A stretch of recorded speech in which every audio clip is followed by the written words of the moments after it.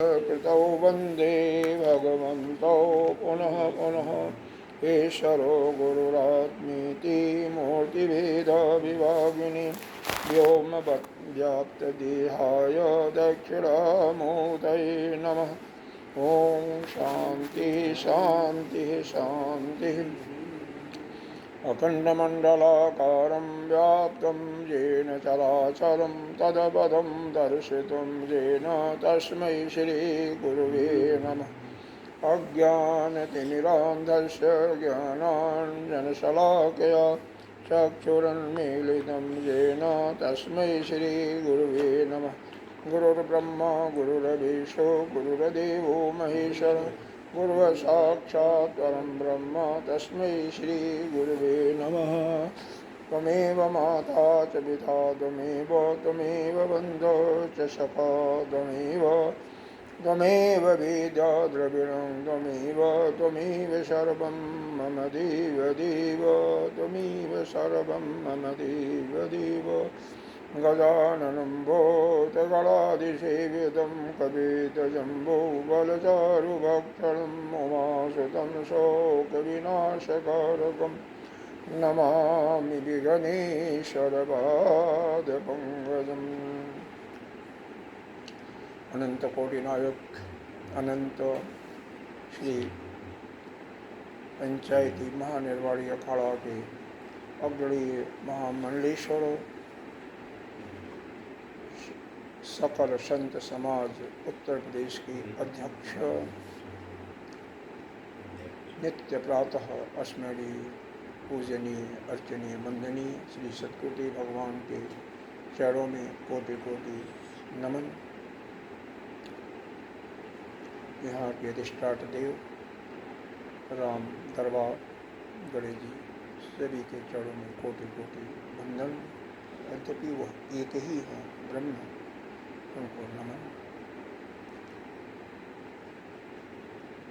भक्तजन हृदय में विराजमान उस आत्मस्वरूप परमात्मा को कोटि कोटि वंदन। हम चौथे मंत्र से उसका पाठ शुरू करते हैं। पहले तीनों मंत्र तो याद ही हो गए होंगे, नहीं तो कैसे कम से कम उसका कोई पढ़ने में तो कोई दिक्कत है नहीं, या शुरू से पढ़ें जैसा बता देना।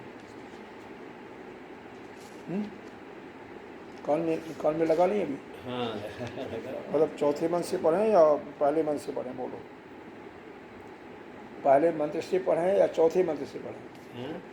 पहले मंत्र से पढ़ें या चौथे से पढ़िए? पहले से पढ़ें। सारांश मालूम पड़ जाएगा, इसमें से मैं भी देखूंगा। नहीं ठीक। ओम ईशा ओम ईशावास्यम इदं सर्वम। जब सात अंत को हम पढ़ते हैं फिर पढ़ो तो अच्छा रहेगा ना, गलती मालूम होगी ना। ओम ईशावास्यम इदं सर्वम यत्किञ्चित् जगत्यां जगतो तेन त्यक्तेन भुञ्जीथ मा गृहः कस्यचित् धनम्। कुर्वन्नेविह कर्माणि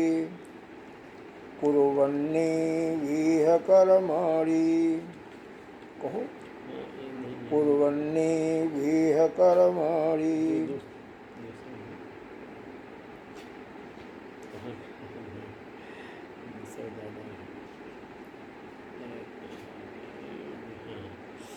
कुर्वन्नेविह कर्माणि विजिविषेशतः समा एवं त्वयि नान्यथेतोऽस्ति लिप्यते नरे। असूर्यानामते लोका अन्धेन तमसावृता तां ते प्रेत्य अभिगच्छन्ति ये के च आत्महनो जना।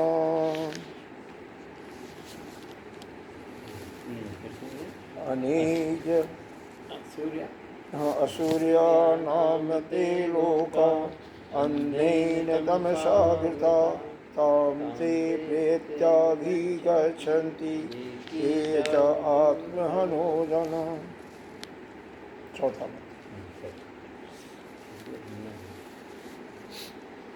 अनेजदेकं मनसो जवीयो हृदयेकं मनसो जवीयो नैन देवायाप्नुवन् पूर्वं रसत्मर्षत तद्धावतो वन्नानतेति तिष्ठत तद्धावतो वन्नानतेति तिष्ठत तस्मिन् अपो मातरिश्वा दधाति तस्मिन् अपो मातरिश्वा दधाति। ये मिल गया था ना। तदेजति तन्नैजति तददूरे तद्विन्तके तदन्तरस्य सर्वस्य तदु सर्वस्यास्य बाह्यतः यस्तु सर्वाणि भूतानि आत्मैव अनुपश्यति सर्वभूतेषु च आत्मानं ततो न विजुगुप्सते यस्मिन् सर्वाणि भूतानि आत्मैवाभूतविजानतः ततो मोहकाशोकः युक्तम् अनुपश्यत। सात को हो गया था ना, आठवां करते हैं। स परज्ञाक्षुक्रम अकायं वर्णं सपरज्ञा शुक्रम अकाय वर्णम सपरज्ञा शुक्रम, ये सु है, स है क्योंकि वह संधि विक्षेप से हो जाए। शुक्रम कायम अवर्णम अश्नाविरम शोधम पाप अभिधम सपर्यगात शुक्रम अकाय वर्णम अश्नाविरम शोद्धम पापविद्धम कभिः मनीषी परिभूय स्वयंभू यार्थात् तथोर्थान् विदक्षा स्वतीभ्य समाभ्य। बड़ा शब्द है, थोड़ा सा दो तीन टुकड़े करके बोलते हैं। सप्रज्ञात शुक्रम सपर्यगात शुक्रम, कितना पढ़ो, सपर्यगात शुक्रम अकायं वर्णम् अश्नाविरम् अकायं वर्णम् अश्नाविरम् शोद्धं पापविद्धं कवि मनीषी परिभू स्वयंभू अर्थात् तत्ततोर्थान् विदधाक्षा स्वतीभ्य समाभ्य। क्या मिल नहीं रहा, क्या बात है? नहीं मिला, कौन सा है? आठवां नहीं मिला ये ना, आठवां, सातवां तो हो गया ना। हाँ यही आठवां है। आठवां सा पढ़ रहे हैं। अच्छा ये यशविन पढ़ रहे हैं? नहीं पढ़ रहे हैं, यही पढ़ रहे हैं। हाँ ठीक।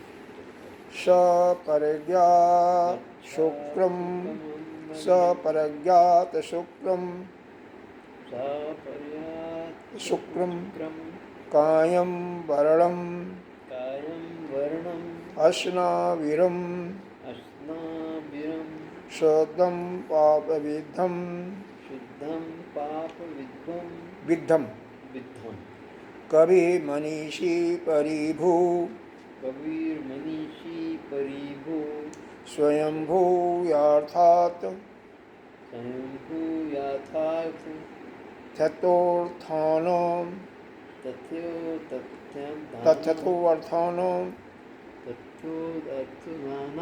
व्यदधाक्षासतीभ्य समाभ्य। एक बार और पढ़ो इसको आपको समझ में नहीं आया।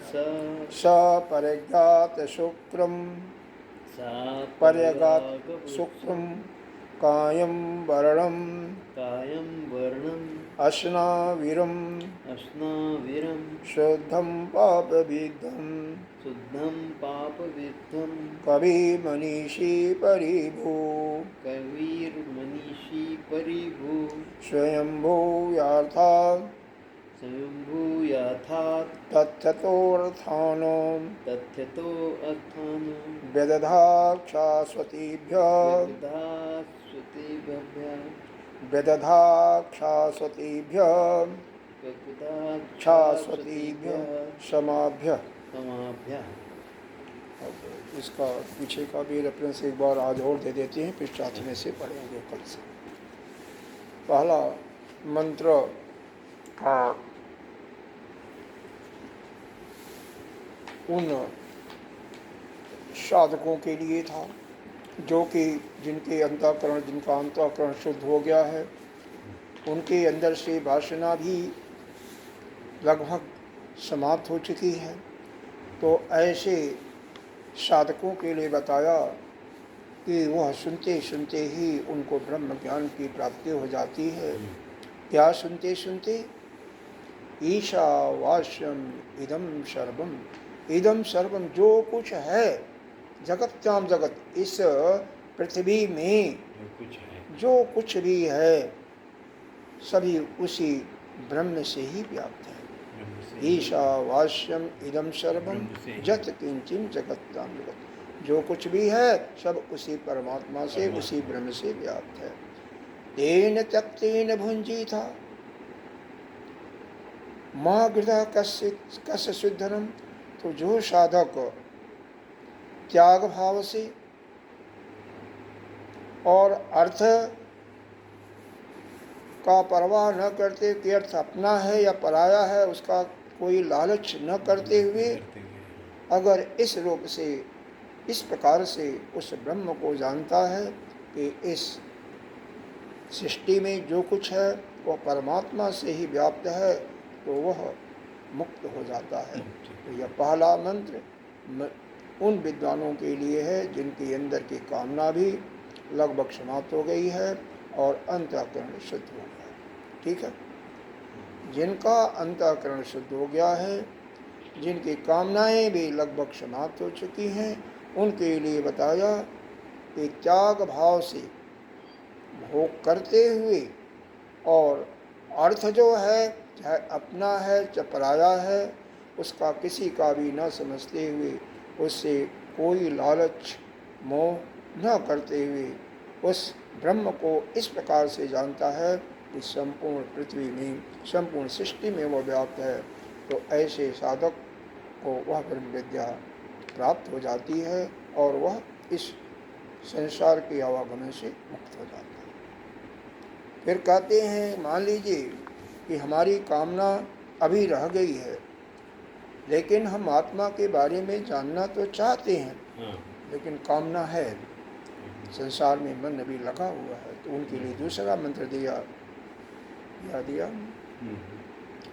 कुर्वन्ने वेह कर्माणि जिजीविषेशतम समा, वह वेद पूर्व भाग में, वेद के पूर्वमांसा में जो कर्म बताए गए हैं, यज्ञ तप दान इत्यादि, उन कर्मों को करते हुए 100 वर्ष तक ऐसी वह प्रार्थना करें, ऐसी प्रार्थना करें कि कर्मों को करते हुए, कैसा कर्म जो वेद सम्मत हैं और उनको 100 वर्ष तक जिए। और ऐसा करते हैं तो उनको कोई कर्म लेप नहीं, लिपायमान नहीं करता, वही शुद्ध के शुद्ध रह जाते हैं, कोई पाप और पुण्य से वो लिपायमान नहीं होते। फिर कहा कि जिनका आत्मा में मन ही नहीं लगता, आत्मा को जानना ही नहीं चाहते, उनके लिए क्या होगा? तिरस्कृत करते हैं, तो उसके लिए बताया उनकी निंदा करते हैं। निंदा का मतलब उनके प्रोत्साहन देते हैं कि अगर ऐसा नहीं करोगे तो तुम कहाँ जाओगे? ऐसे कुएं में जाओगे, अंधे कुएं में जहाँ अज्ञानी अज्ञान है। असुरिया नाम ते लोका अंधेन तमसा वृता ताम ते प्रेत्य भी गच्छन्ति जे आत्महते जन। मतलब ऐसे जो आत्मा का, ऐसे साधक जो आत्मा का साधक तो नहीं है, ऐसे लोग, ऐसे जन, ऐसे लोग जो आत्मा का तिरस्कार करते हैं, यानी आत्मा के बारे में जानना भी नहीं चाहते, वह क्या होता है, प्रेत यानी मरने के पश्चात वह ऐसे लोक में जाते हैं जहाँ जो उनका कर्म है, जो उनकी वासनाएं हैं, जिस उनके वासना के योग्य जो लोक होता है, 14 लोक हैं, उन 14 लोकों में से उस वासना के लोक में जाते हैं। तथोदिष्टा उसी को देखते हैं और उसी को ततः स भोग्य, उसी को भोग भी करते हैं। और जहाँ पर न तो कोई ज्ञानी मिलेगा, ज्ञानी संत मिलेगा, और न कोई वैष्णव भक्त ही मिलता है, और वह उसी अज्ञान में पढ़ करके बारंबार जन्मते और मरते रहते हैं। इस प्रकार से पहले 3 मंत्रों में एक ज्ञान जिनकी कामना पूर्ण रूप से लगभग समाप्त हो चुकी है, पहले मंत्र में वह ज्ञान को प्राप्त करके भगवान को, ब्रह्म को उसी प्रकार से जानते हुए, जैसा बताया गया कि पूरे संसार में व्याप्त हैं, और दूसरे में कर्म करते हुए, वेद के सम्मत कर्म करते हुए, और फिर उनका जब अंतःकरण शुद्ध हो जाता है तो वह ज्ञान प्राप्त करके मुक्त हो सकते हैं। और ऐसा करेंगे तो पाप, उससे कर्मों से जो पाप होता है उससे लिपायमान नहीं होते। तीसरा, अज्ञानियों के लिए बताया कि अगर वह आत्मा का तिरस्कार करेंगे तो मरने के पश्चात ऐसे लोक में जाएंगे जहाँ पर अंधेरा ही अंधेरा है, जहाँ पर अज्ञान से ही भरा हुआ है, ज्ञान का किंचित मात्र भी नहीं है, क्योंकि वहाँ न तो ज्ञानी कोई है और न तो कोई वैष्णव संत ही है। तो वह बारंबार आते और जाते रहते हैं, 84 लाख दुनिया में भ्रमण करते हैं। चौथा और 5वां, 6ठा, 7वां, ये जो 4 मंत्र हैं, इनमें जो आत्मा को जानना चाहता है या आत्मा को जान चुका, तो आत्मा कैसा है उसके बारे में बताते हैं। क्या बताते हैं कि वह आत्मा, मंत्र के साथ ही पढ़े तो अच्छा रहेगा।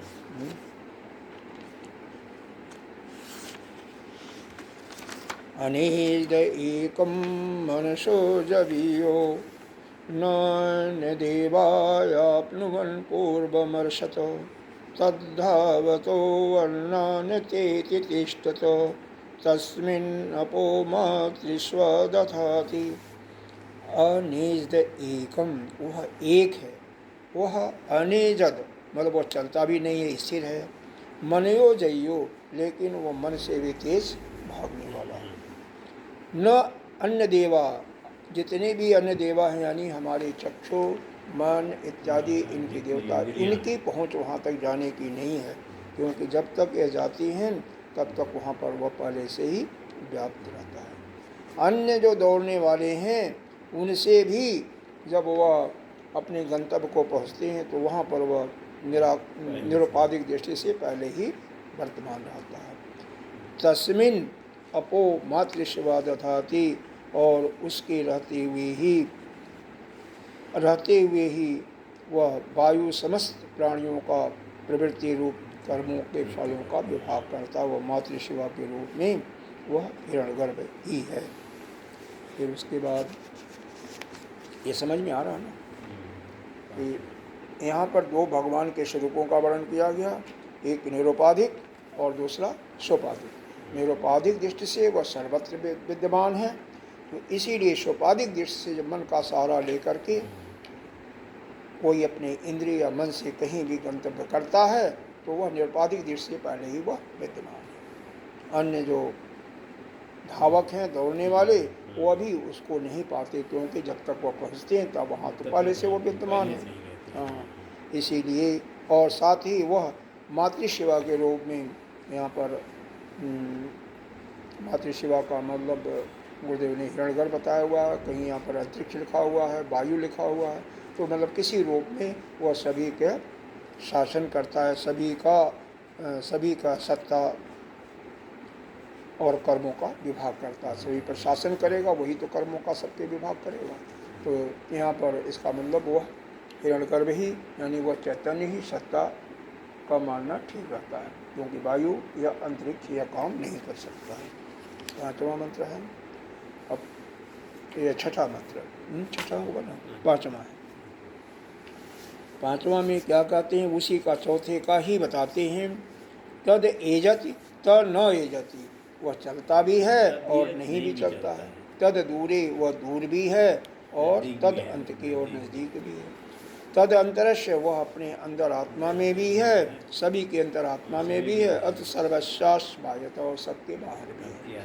यहाँ पर अज्ञानी और ज्ञानी के दृष्टिकोण से लिया कि अज्ञानी जो हैं, जो अज्ञान के ही उसमें सागर में डूबे हुए हैं, उनके लिए आत्मा तो सैकड़ों वर्ष की तपस्या के बाद भी वो नहीं प्राप्त कर सकते, वो उनके पहुँच से बाहर ही है।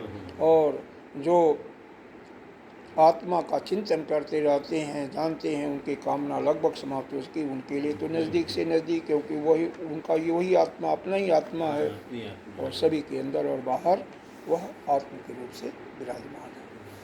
छठे और सातवें मंत्र में ये जो आत्मा को जान लेता है उसका क्या फल है, उसके फल के बारे में बताया गया कि जस्तु सर्वाणि भूतानि आत्म एव अनुपश्यति, जो सभी प्राणियों में अपने आत्मा को ही देखता है, सर्वभूतेषु च आत्मानं, अब सभी प्राणियों को अपने आत्मा में देखता है, ततो न विजुषति, क्योंकि उसके अंदर अद्वैत की भाव आ गया है, वह इसलिए किसी से घृणा नहीं करता। हाँ, यह जुगुप्सा माने घृणा होता है अपनी आत्मा के समान दूसरे के। हाँ, जैसे हम आपको अपना, क्योंकि आपकी आत्मा हमारी आत्मा एक ही है, तो हम एक हो गए। अब एक हो गए, दोनों कुत्ता शियार सभी एक है, एक ही आत्मा है। व्यवहार के दृष्टि से हमें अलग अलग व्यवहार करना है। अगर व्यवहार के दृष्टि से अलग नहीं करेंगे, यथा योग्य व्यवहार नहीं करेंगे, तो हम गिर सकते हैं।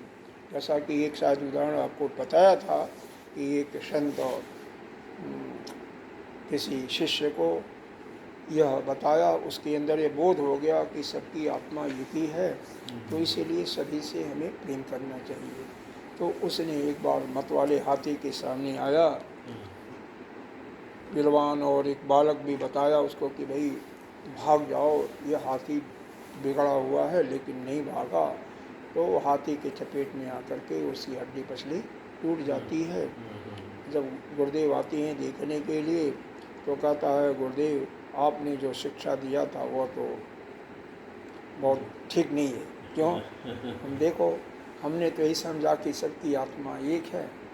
तो गुरुदेव ने बोला कि भाई वो तो ठीक है, आपने समझा, अच्छा किया, लेकिन वह जो हाथी पर जो पहलवान होता है, पहलवान कहते हैं ना, उसने जो कहा, जो बालक ने बताया, वो भी तो ब्रह्म स्वरूप है, उसकी आत्मा भी तुम्हारी आत्मा एक ही है, तो उसका कहना तुमने क्यों नहीं माना?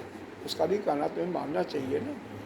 मतलब तात्पर्य यह है कि व्यवहार की दृष्टि से जो जैसा है उसके साथ वैसा ही व्यवहार करना है। परमार्थिक दृष्टि से हमें सबके अंदर उसी आत्मा को जाना कि सभी के अंदर वही आत्मा, वही विराजमान है। लेकिन ऐसा अगर हम मानेंगे तो क्या होगा? न किसी से द्वेष होगा, न किसी से राग होगा, सब में एकत्व की भावना होगी। अगर एकत्व की भावना होगी तो किसी से घृणा भी नहीं होगी। घृणा तो यही होता है कि जब हम अलग, आप अलग, राग और द्वेष। जस्मिन् सर्वाणि भूतानि में एक आत्म एव भूत विदान्तः, जो सभी प्राणियों में, जस्मिन् जिस समय कोई ज्ञानी पुरुष के लिए सभी भूतात्मा एक ही है, सब में एक जानता है, अपनी आत्मा को ही जानता है, तो और सबको अपने अंदर जानता है। तत्र को मोह का शोक एकत्व, सभी को एकत्व दृष्टि से देखते हुए न तो उसको कभी मोह होगा न कभी शोक होगा। यहाँ तक तो ठीक हो गया। इसीलिए उसमें न राग आता है, न द्वेष आता है, न घृणा आती है। कुछ नहीं आता, मतलब कुछ भी नहीं, क्योंकि कुछ दोनों आत्मा से जब अपना हाँ, वो एकत्व समझ लेता है, एकत्व का बोध हो जाता है, द्वैत का बोध हो जाता है। सबसे बड़ी बात है। फिर किसी से आत्मा का झगड़ा भी नहीं होता ना, किसी से झगड़ा भी नहीं होता ना, नहीं होता, बहुत तेज चलती है, मन से सी ज़्यादा तेज होती है, मतलब आत्मा का होना। नहीं, आत्मा चलता नहीं है, चलता नहीं, आत्मा निरुपाधिक दृष्टि से संपूर्ण जगत में व्याप्त है, पहले से ही व्याप्त है। तो इसीलिए अगर मन की गति बहुत तेज है, ठीक है, उससे भी तेज चक्षु की गति, लेकिन वह तो पहले से विद्यमान है, चल ही कहाँ रहा है, चल ही कहाँ, वो तो पहले से विद्यमान है, कहीं जाओगे तो पहले से ही पहले से ही विद्यमान है, जितना भी इसीलिए तेज जाओ तो वो तो पहले से है ही। अच्छा चलता भी है तो भी तेज चलेगा ही, लेकिन वो तो पहले से विद्यमान है हर जगह पूरे सृष्टि में। अब 8वां मंत्र जो है उसके स्वरूप के बारे में, नहीं ये रिवीजन करते हैं बड़ा अच्छा लगता है। उसके पूरा स्वरूप समझ में आ जाता के, है उसके स्वरूप के बारे में बताया जा रहा, आत्मा का स्वरूप कैसा क्या है। है ना? हाँ यहाँ पर देखो ना, जो अयम इसके ऊपर है, मंत्र के ऊपर लिखा हुआ है, नहीं अच्छा आप में नहीं होगा, हाँ, जो अयम आपके उसमें नहीं होगा, जो अच्छा, अयम, आप भाष्य से हाँ बताएं। अतीत ही मंत्र उक्तो आत्मा सस्विन रूपेण किम लक्षण इत्याहम मंत्र। उपयुक्त मंत्रों से जिस जिस आत्मा का वर्णन किया गया है वो उसका स्वरूप कैसा है, उसके स्वरूप का क्या लक्षण होता है, अब इस बात को यह मंत्र इसमें बताया गया है। अब इस मंत्र को पुनः पढ़ें। स पर्यगात शुक्रम अकायम वर्णम अश्नाविरम शुद्धम पाप विद्यम कभी मनीषी परिभु स्वयंभू अर्था होगा ये, अर्थतो नहीं, अर्था नहीं है, स्वयंभू याथाथत्य अर्था विदधाक्षात अश्वतीभ्य समाभ्य, इस प्रकार से इसका संधि। तो देखो स माने वह, स माने वह, हाँ पर्यग इसमें दो शब्द है, वह आत्मा, स माने वह आत्मा, वह मतलब आत्मा, वह आत्मा जिसका वर्णन किया जा रहा है, हाँ, उनकी आत्मा के बारे में बताया। हाँ पर्यग माने दो शब्द है, इसका संधि विच्छेद करेंगे तो परिधन आघात है। परि माने चारों तरफ, परि का अर्थ जानते हैं, चारों तरफ होता है, हाँ परि का मतलब सभी हो, आघात माने छाया हुआ है, गया हुआ है, व्याप्त है, तो वह आत्मा पूरे सृष्टि में छाया हुआ, पूरे सृष्टि को व्याप्त किया हुआ है। वह कैसा है फिर, शुक्रम, यह संधि विक्षेप पर्यागात और शुक्रम को जब जोड़ दिया गया तो यहाँ पर च आ गया, छ आ गया, शुक गायब हो गया, हाँ ये व्यंजन संधि होती है। तो वह और कैसा है, शुक्रम है, शुक्रम का मतलब शुद्ध हो गया, शुद्ध है, सभी ओर फैला हुआ है तो सर्वगत हो गया, शुद्ध हो गया। अकाय उसका शरीर नहीं है, शरीर नहीं है, अच्छा, तो इसका मतलब काया नहीं है, काया नहीं, इसका मतलब स्थूल शरीर का निषेध कर दिया गया। स्थूल शरीर है, काया है नहीं, तो उसका निषेध हो गया। फिर अकाया, अवर्णम, वर्णम का मतलब यहाँ पर फिर वर्ण को निषेध कर देते हैं कि अवर्ण का मतलब अक्षत है, इसका मतलब उसमें कोई टूटी फूटी नहीं है, इसका मतलब सूक्ष्म शरीर भी नहीं, वो भी नहीं है, तो सूक्ष्म शरीर से भी, उससे भी निषेध कर देते हैं। अवर्ण मतलब कोई उसके अंग भंग नहीं है, तो जब है ही नहीं है तो कोई बात ही नहीं है, तो इसलिए अवर्ण।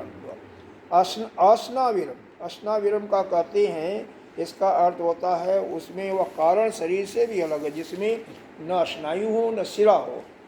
हमारे अंदर क्या है, 72 करोड़ 72 लाख ये नाड़ियाँ हैं, और उसमें तो कुछ भी नहीं, कोई नहीं, न सिरा है न दम नहीं है न कोई कुछ है, उससे भी रहित है, उससे भी रहित है। जब शरीर ही नहीं है तो उस क्या मतलब है, तो इसका मतलब यहाँ पर न तो उसका स्थूल शरीर है, न सूक्ष्म शरीर है, न तो कारण शरीर है, तीनों शरीरों की वह परि है। वह आत्मा अशरीरी, या तो अलग अलग कर सकते हैं, अशरीरी है, अक्षत है, अश्नायी से रहित है, या वह आत्मा स्थूल शरीर, सूक्ष्म शरीर और कारण शरीर तीनों से रहित है, तीनों से पर, उसमें तीनों शरीर नहीं है। और हाँ फिर कैसा है, शुद्धम, शुद्धम का मतलब निर्मल, यहाँ पर है निर्मलता से, हाँ निर्मलता से है, बिल्कुल उसमें कोई मल नहीं है। पापम विद्धम, वह पाप, अपापम विद्धम, वह पाप से विद्ध भी नहीं है, तो इसका मतलब अपाप में है, पाप नहीं है उसके अंदर, नहीं, अपापद। कवि मनीषी, अब कवि मनीषी, कवि का मतलब ज्ञानी होता है, ज्ञानी, कवि अच्छा। हाँ बहुत ज्ञानी होता है। अब यहाँ पर अर्थ क्या दिया कवि का देखेंगे। अपाप विद्धम, खैर वो जब आएगा तो उसको हम पढ़ेंगे। अभी तो हम इसका कवि का मतलब क्रांतिदर्शी हुआ। क्रांतिदर्शी का मतलब क्या होता है? अतीत दृष्टा, दृष्टा, अच्छा। सभी को देखने वाला उसको देखने कवि वाला। कहते, मतलब वही ज्ञानी हुआ ना। ज्ञानी जो होगा वही तो अतीत दृष्टा होगा, वही तो अतीत दृष्टा होगा, वही सब कुछ देखेगा। हाँ वही सबको देखने वाला। मनीषी का मतलब होता सभी पर शासन करने वाला, मन पर शासन करने वाला, यानी सर्वज्ञ हो गया, ईश्वर हो गया। तो वह कवि है, यानी क्रांतिदर्शी भी हुआ, अतीतदर्शी हुआ, और साथ ही यह मनीषी है। मनीषी का मतलब मन पर शासन करने वाला, सभी पर शासन करने वाला।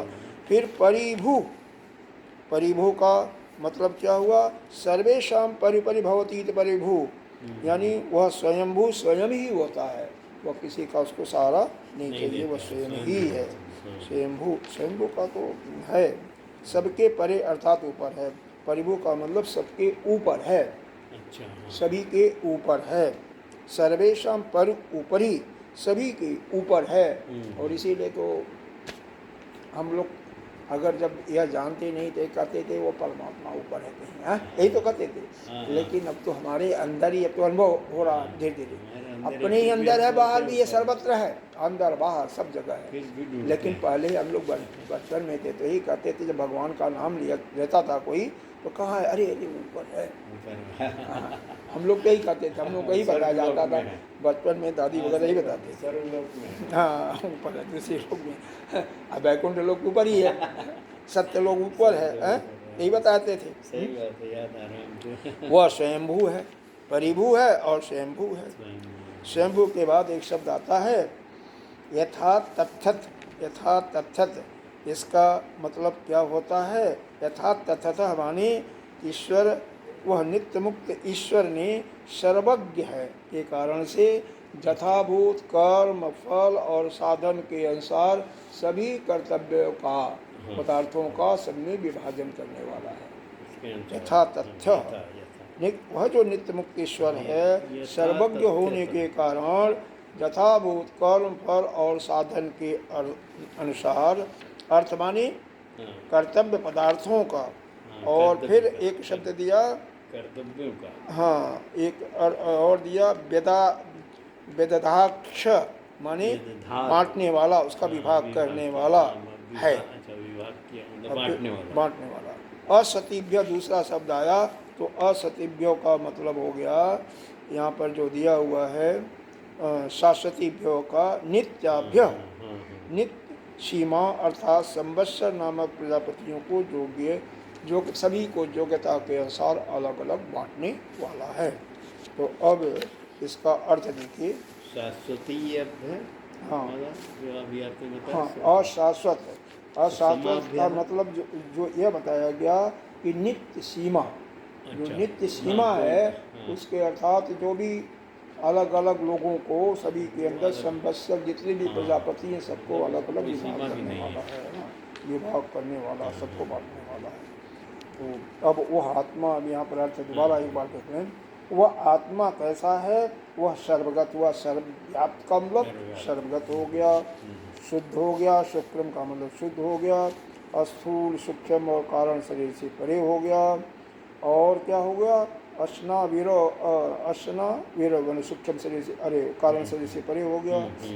इसको अलग अलग भी कह सकते हैं, का मतलब शरीरी कह सकते हैं, अवर्णम का मतलब अक्षत कह सकते हैं, क्या सूक्ष्म शरीर से परे है। असना वीरों का मतलब उसमें स्नायु और शिरा इत्यादि भी नहीं है। शुद्धम, वह निर्मल है, शुद्ध है। पाप, अपाप विद्धम, वो अपापहत है, वह धर्म और पाप से अलग है, न तो धर्म उसको छूता है न पाप, क्योंकि धर्म पाप उसी को छुएगा जो कर्ता पाप न करे, जो करता नहीं है उसको करता नहीं तो कहाँ से आएगा। वह करी है, अतीतदर्शी है, मनीषी, सब पर शासन करने वाला, सभी परिभू, सभी के ऊपर है, वह स्वयंभू अर्थात स्वतः उत्पन्न होने वाला है।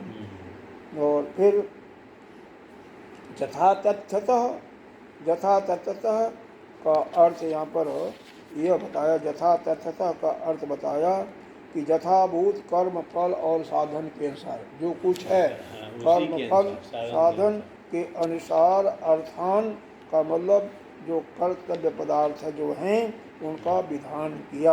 अब विधान करके स्वतीभ्य संवत्सर और का मतलब विभिन्न प्रजापतियों को उनके अनुसार वह विभाग उनका कर दिया। समाभ्य माने सबको अलग अलग कर्तव्य, सबको अलग अलग कर्तव्य बांट दिया। जैसे जमराज हैं तो उनका ये दे दिया सभी को दंड देना है। हालांकि यहाँ पर जमराज और धर्मराज एक ही हैं, अलग अलग नहीं हैं। कर्म के अनुसार उनको कभी धर्मराज कर देते, जैसे आप यहाँ पर हैं तो यहाँ पर अभी साधक हैं, घर जाएंगे तो आप वहाँ पर बच्चों के पापा हो जाएंगे, दादा हो जाएंगे, ऐसे ऐसे उपाधियाँ अलग हैं। हाँ, नहीं तो जमराज और धर्मराज एक ही हैं, अलग नहीं है, एक ही। हाँ उसके लिए हाँ तो अलग अलग उनको हर एक को कम मार दिया। इंद्र को दे दिया जैसे पूरा शासन देवताओं पर करना, मेघ को दे दिया बादल बरसाने के लिए, सूर्य को दे दिया सबको प्रकाश देना, तो ऐसे ऐसे सबको उन्होंने बांट दिया। तो ये अर्थ इसका स्पष्ट हो गया। अब इसको भाष्य रहित है, निष्पाप है, सबको देखने वाला है, सभी जगह है, स्वयं सिद्ध है, स्वयं ही उत्पन्न होता है। अथवा तत्व अर्थान यानी सभी पाप या जो है कर्म है, फल है और साधन, कर्म फल और साधन के सभी को विभाग करके अर्थवाइज करके सभी के यथा योग्य वितरण किया। सभी को कर्मों का अलग अलग अर्थ दिया कि कौन क्या कर्म करेगा, क्या फल देगा, उनको मान। स यथोक्तात्मा पर्यग उत्परिह समन्तात गात गर्तवान आकाशक व्यापी इति अर्थ। इसका मतलब स का अर्थ यहाँ पर बताया यथोक्त, जैसा कि उस आत्मा के बारे में बताया गया है। और पर्यगात परि यानी आत्मा पर्यगात परि मतलब सभी ओर व्याप्त हुआ है, चारों तरफ से वह व्याप्त है। हाँ, सब तरफ से व्याप्त है। वह कैसा है? आकाश के समान सर्वव्यापक है। आकाश तो जड़ है लेकिन वह चेतन है, बस इतना ही अंतर, बाकी सब व्याप्त है। शुक्रम का मतलब शुद्ध है, ज्योति स्वरूप है, प्रकाशमान है।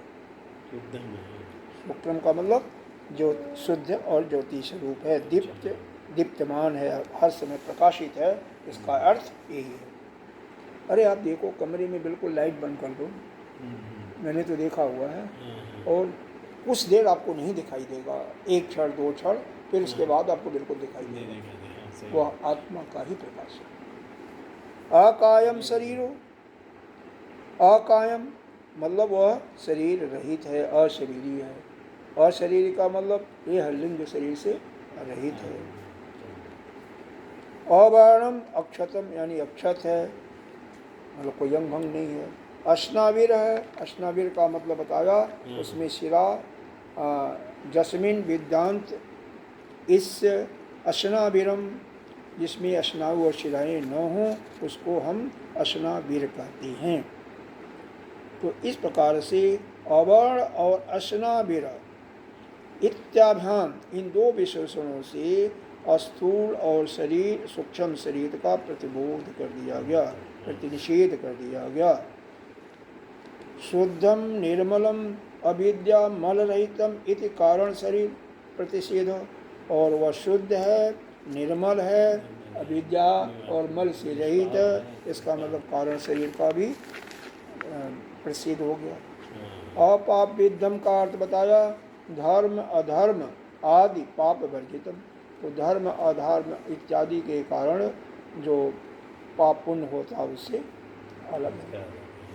शुक्रम इत्यादानि, फिर आया शुक्र शब्द आया, इसका मतलब क्या हुआ? बचांश पुलिंगेन प्रणेयानि, यह नपुंसक लिंग शब्द है, इसको पुलिंग में पढ़ित कर लेना चाहिए, क्योंकि सपर्यागात वह आत्मा के लिए कहा गया है। कभी मनीषी आज शब्द द्वारा पुलिंग रूप का ही, इसका मतलब कोई अर्थ चीज नहीं। कवि का अर्थ बताया क्रांतिदर्शी, क्रांतिदर्शी का मतलब सर्वदृक्, जगह सर्वदृक् यानी अतीत दर्शा, अतीत दृष्टा, न अन्य तो अतो अस्ति दृष्टा। उपनिषद में बताया गया है कि इससे अन्य कोई दृष्टा नहीं है, वही सबसे बड़ा दृष्टा, सबसे बड़ा, सबको देखता है, सभी को देखता है इत्यादि श्रुते। ये ऐसा श्रुति में बताया गया है। जितना इतना बताया जा रहा है उतना समझ में आना चाहिए। थोड़ा सा और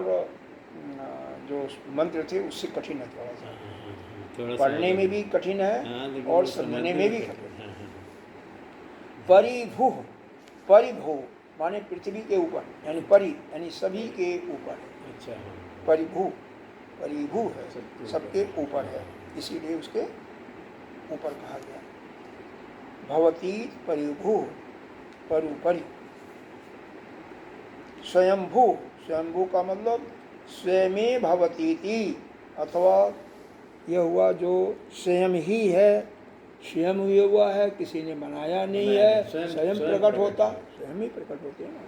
देखो भया वो प्रकट कृपाला दीन दयाला कौशल्या हितारी हर्षित मातारी, मतलब स्वयं ये जो शिवलिंग है वो स्वयंभू है, सब समझ बनाया नहीं, अपने से अपने आप स्वयंभू प्रकट होते हैं, अपने आप। जेषाम, भगवान भी प्रकट ही हुए हैं, भगवान विष्णु को होता है। जेषाम ऊपर भवती जस्ताप जो बलत भौतिक सर्व स्वयं में भवती स्वयंभू, अथवा वह स्वयं ही है इसलिए वह स्वयंभू है। मतलब उस परमात्मा को कोई प्रकट नहीं करता, कोई बनाता नहीं है, वह अपने आप ही प्रकट होता है। सही बात। स नित्य मुक्तेश्वर, वह ईश्वर जो है वह परमात्मा क्या नित्य मुक्त है, कभी बंधन में नहीं है। याथा तत्थतः, और वह सर्वज्ञ होने के कारण, सर्वज्ञात्वा होने के कारण, जथा तात तथा भावो यथा तथ्यम तस्मात् यथा भूत कर्म फल साधन अर्थान कर्तव्य पदार्थान व्यदधात, मतलब विहितवान यथा अनुरूपम विभजति अर्थ। मतलब यथा जैसा जिसका कर्म होता है, फल होता है और साधन, कर्म फल साधन के अनुसार जितने भी कर्तव्य होते हैं, कर्म होते हैं, पदार्थ होता है, उनका यथा योग्य विधान किया और विधान करके अन्य अन्य लोगों को जो प्रजापति इत्यादि देवता लोग हैं उनको बांट दिया, उनको बांट दिया, यथा योग्य उनको बांट दिया, अलग अलग बांट दिया। यथा अनुरूपम, जैसा जो कर सकता था, यथा अनुरूपम जो जिसके अनुरूप था, जो जिसके योग्य था उसके अनुसार बांट दिया। शासित्यो, एक शब्द आया, शाश्वत आया है, तो इसका मतलब हुआ नित्य सीमा, इसी का मतलब है संवत्सर प्रजापति। नित्याभ्य समाभ्य संवत्सराभ्य प्रजापत्यभ्य इति अर्थ। इसका मतलब, इसका अर्थ है शाश्वतीभ्य का, यहाँ पर आया है शाश्वतीभ्य, यहाँ पर शाश्वतीभ्य, शाश्वतीभ्य का अर्थ बताया इन्होंने कि जो नित्य है, यह संवत्सर है, ऐसे नामक प्रजापतियों को योग्यता के अनुसार। समाभ्य, समाभ्य का अर्थ नहीं दिया हुआ, समाभ्य का मतलब वो समान रूप से बांट दिया गया। तो इसका अर्थ है, एक बार पुनः सुनें। सपर्यगात परिधन आघात, पर्याघात का मतलब परिधन आघात। परिमाणी यह चारों तरफ से संपूर्ण, और आघात मानी छाया हुआ है, आया हुआ है। हाँ, तो इसका मतलब वो पूर्ण पृथ्वी में व्याप्त, पूर्ण सृष्टि में व्याप्त है, इसीलिए उसको हम सर्वगत कह सकते हैं। अकायम, वह क्या, अशुक्रम, वह शुद्ध है। अकाय, उसका शरीर नहीं है, शरीर नहीं होता। अवर्णम, उसका कोई क्षति भी नहीं है। अशनाविरम, उसको कोई सिरा और रोजा भी नहीं है। इन तीनों शरीरों से ये जो तीन शब्द आया, अकाय, अकाय, वर्णम, अशनाविर, इनसे स्थूल और सूक्ष्म शरीर का भी नहीं है, शरीर भी नहीं है, हाँ, और रोए भी नहीं है, तो इनसे स्थूल और सूक्ष्म शरीर का निषेध हुआ। और शुद्धम पाप विद्धम, वह शुद्ध है, यानी वह ज्ञान रहित और पाप और पुण्य मतलब जितने भी कर्म होते हैं उससे पाप और पुण्य होता है, उनसे भी अविद्ध है, उनसे भी रहित है। इसका मतलब वो निष्काम यह जो है कारण शरीर से भी रहित है, क्योंकि उसमें मल नहीं है, अज्ञान भी नहीं है, ज्ञान भी नहीं है, तभी तो शुद्ध हुआ ना, ज्ञान हुआ ना। हाँ बिल्कुल, ज्ञान ज्ञानी है यानी अज्ञान रहित हुआ। हाँ। पाप और पुण्य जो कर्मों से होते हैं उनसे भी रहित है, इसका मतलब वो कारण से भी उसका भी निषेध कर दिया। कभी अतीत दृष्टा, अतीत दृष्टा, अति दृष्टा यानी अतीत दृष्टा, जो पहले से ही देख रहा है, देख रहा है, सबको देखने वाला। हाँ। मनीषी, सब पर शासन करने वाला, विद्वान भी कहते हैं मनीषी। हाँ। परिभू, सबसे ऊपर है, रहता है, सबसे ऊपर है। स्वयंभू, वह स्वयं अपने प्रकट हुआ। यथा तथ्यतो, यथा तथ्यतो माने जैसा जो है कर्म फल और साधन का अर्थान सभी कर्तव्य पदार्थों में विदक्षाद, सभी को बांटा। किसको बांटा? उसका विभाग किया और बांटा किसको? यह सतीभ्य, सतीभ्य माने जो संवत्सर इत्यादि देवता लोग हैं, प्रजापति हैं, उनको सभी को यथा अनुरूप समाभ्य, यथारूप उनको बांट दिया। तो यह परमात्मा का वर्णन इस प्रकार से। अब यह आपको स्मरण करना चाहिए कि क्या है, इसमें क्या दिया उसको पढ़ लेते हैं। वो आत्मा, यह तो अर्थ हमने इसके हिसाब से लगा। अब इसमें क्या दिया हुआ है? वह आत्मा सर्वगत, शुद्ध, अशरीरी, अक्षत, स्नायु से वही शब्द का शब्द दे दिया, निर्मल, अपापहत, सर्वद्रष्टा, सर्वज्ञ, सर्वोत्कृष्ट, स्वयंभू, उसी ने नित्य सिद्ध संवत्सर नामक प्रजापतियों के लिए यथा योग्य रीति से कर्तव्य अथवा पदार्थों का विभाग किया। वही है, शब्द के अनुसार चलोगे तो शाश्वती भी है। शाश्वती का अर्थ है हुआ संवत्सर इत्यादि प्रजापति, हाँ। उनको यथा अनुरूप समाभ्य बांट दिया, योग्यता अनुसार, योग्यता अनुसार, योग्यता अनुसार। हाँ, जितने भी प्रजापति थे, प्रजापति और देवता, देवता नहीं दिया हुआ तो ड्यूटी तो प्रजापति और देवताओं को दिया ना। तो प्रजापति और जो भी है, यहाँ पर तो केवल प्रजापतियों को लिखा है, उनके योग्यता के साथ अलग अलग उनको क्या है, कर्म फल साधन, यह तीनों को कर्तव्य पदार्थों का तथा तथ्य विधान किया और उनको बांट दिया। ठीक है, तो अब आगे चलें थोड़ा सा। चलिए। हाँ, अभी थोड़ा सा चल लेते हैं, फिर समाप्त करते हैं। हाँ, कम से कम उसको आगे बढ़ेगा। नौवां ना? हैं? इसी में नौवां नहीं, अभी और है। हाँ, चाहिए आपका वो भाष्य है। हाँ, भाष्य तो हो गया, लेकिन यह ज्ञान मार्ग और कर्म योग के बारे में यहाँ पर बताया है। अच्छा, आने पड़िए। ये अभी ये कल भी चलेगा, आज ही नहीं समाप्त होगा, बहुत ज़्यादा है। नहीं, पूरा अत्र अध्ययन मंत्रेण सर्वश्रा परित्यागेन ज्ञान निष्ठोक्ता प्रथमो वेदार्थः। यहाँ ईशावासीदम सर्वम माँ गृह कस्य धनम, इसका अर्थ बता रहे हैं। इस मंत्र द्वारा संपूर्ण ईश्वराओं का, कौन ईश्वरा है आपका? पुत्रेश्वरा, वेदेश्वरा और लोकेश्वरा, इन तीनों ईश्वरों का त्याग पूर्वक ज्ञान निष्ठा का वर्णन किया। मतलब यह जो पहला मंत्र में यह आया, ईशावासिदम सर्वम यत्किंचित् जगत्याम तेन तत्तेन भुंजीता, त्याग का मतलब इन तीनों ईश्वरों का त्याग कर। तो जो तीनों ईश्वरों का त्याग करेगा वही वह अमृत तत्व की प्राप्ति है। माँ गृह कस्य हो गया। अज्ञानाम जिजीवीषूणाम ज्ञान निष्ठा संभवे कुर्वन्ये कर्मा जिजीक्षुवेत। ता जो अज्ञानी हैं लेकिन जीने की इच्छा रखने वाले हैं, उनके लिए ज्ञान निष्ठा संभव न होने पर क्या बताया? कुर्वन्ये कर्माणि, जीव से सतम समान कर्म करते हुए। कैसे कर्म?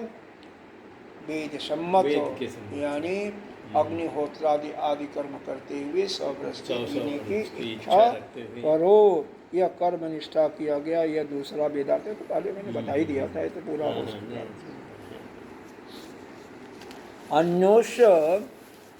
अन्योश्य निष्ठयो विभागो मंत्र प्रदर्शितयो बृहद्रहण के अपि प्रदर्शिता सो आकाम्यत जयामे स्यात्। उपयुक्त मंत्रों द्वारा दिखाला हुआ इन निष्ठाओं को बृहद्रहणक उपनिषद में भी कहा गया है। कहा गया है कि सो आकाम्यत, उसने इच्छा किया कि जाया में साथ मेरी पत्नी हो। तो इच्छा तो यही करते हैं ना कि हमारी पत्नी हो या हमारे पुत्र हो, हमारे धन हो, हमारी गाड़ी हो, हमारी अच्छा, यही तो है।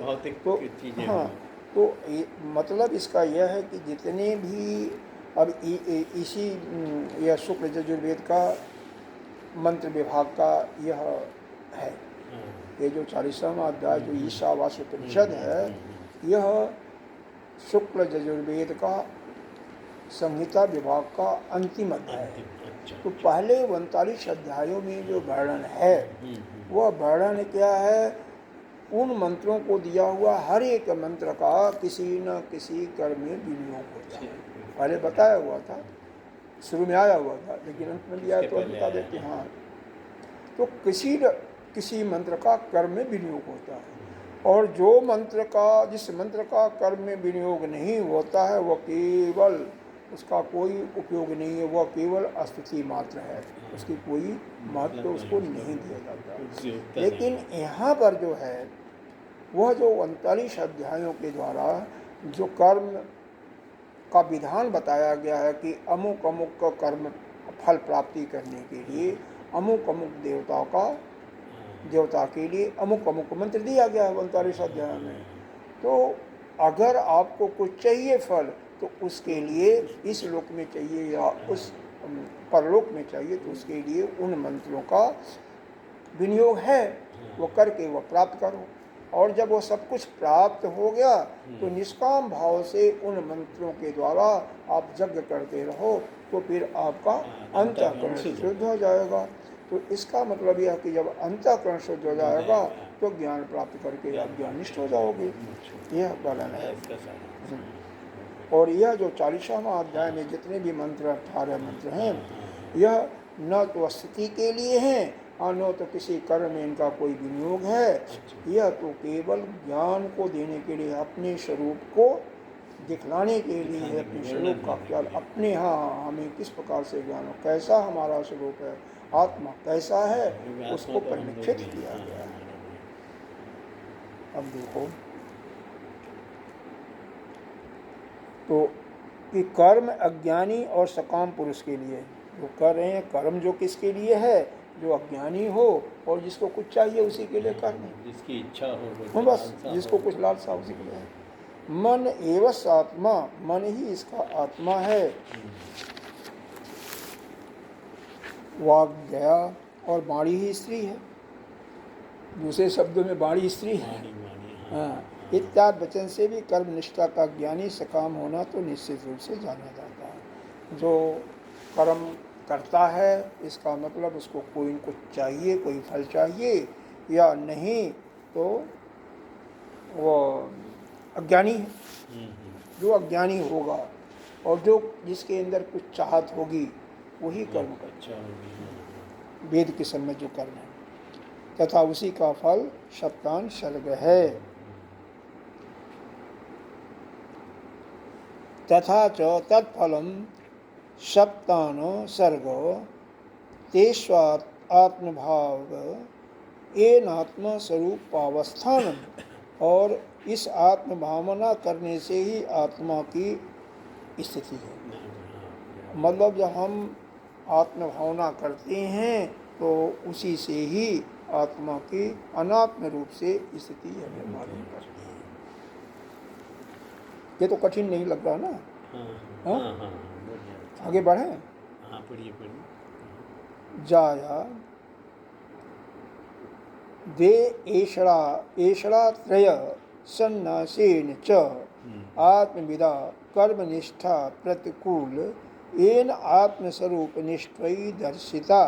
कह रहे हैं आत्मज्ञानियों के लिए तो वहाँ पर क्या है कि यहाँ पर उपनिषद में कहा गया, श्रुति में, किम प्रजया करिष्यामो जेषाम नो अयम आत्मायम लोकः, जिन हमको यह आत्मलोक ही संपादन करता है, वे हम प्रजा को क्या लेंगे, क्या लेकर के क्या करेंगे।